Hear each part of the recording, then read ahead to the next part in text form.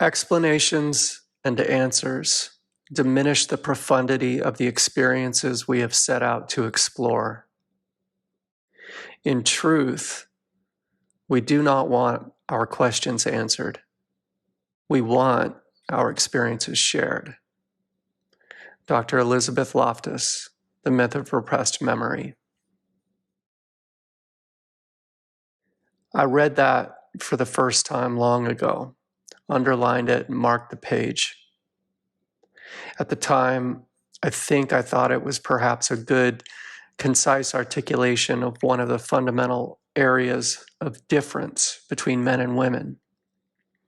Women being more empathetic than men on average, more prone to sharing feelings without the necessity of an ulterior purpose.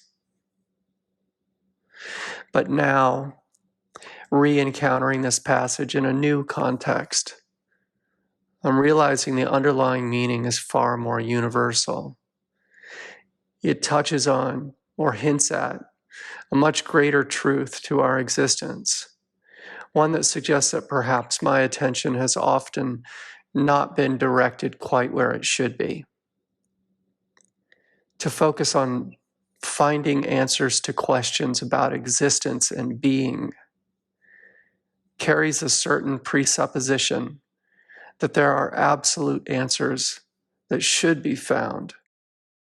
And perhaps there are, but that is to miss the point. The point, as beautifully stated here by Dr. Loftus, is that we want our experiences shared.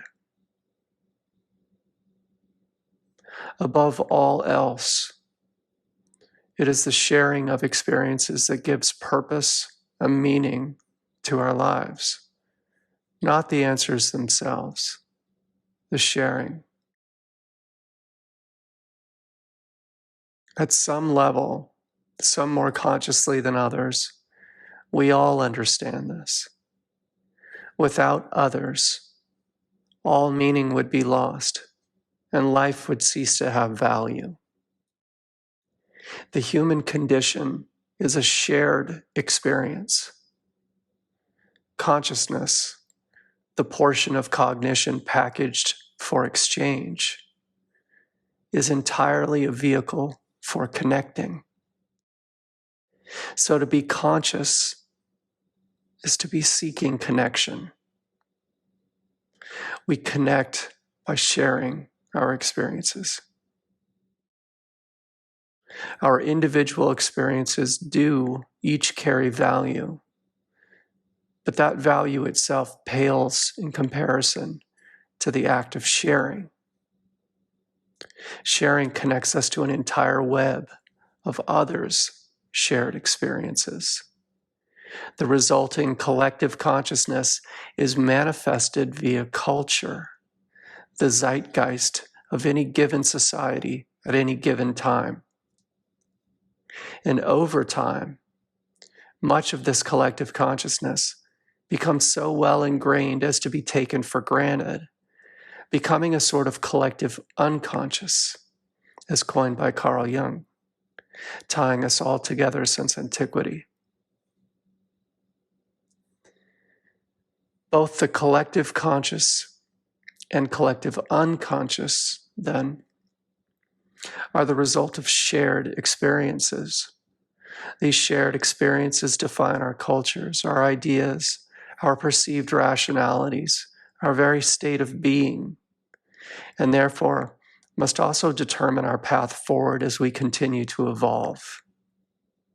In this way, shared experience is even epigenetic, a determinant in the perpetual evolution of our physical embodiment.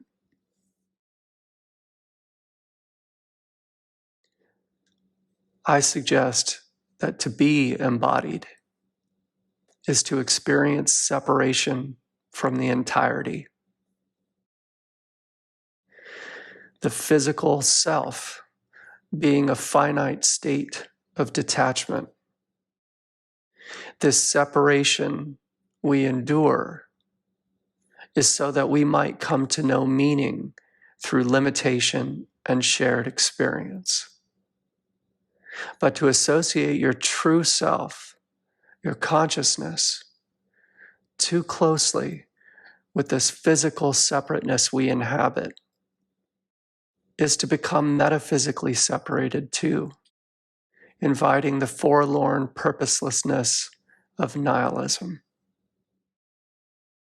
That's why I'm writing to you now, not because I have answers, but because it is only through shared experience that life takes on meaning.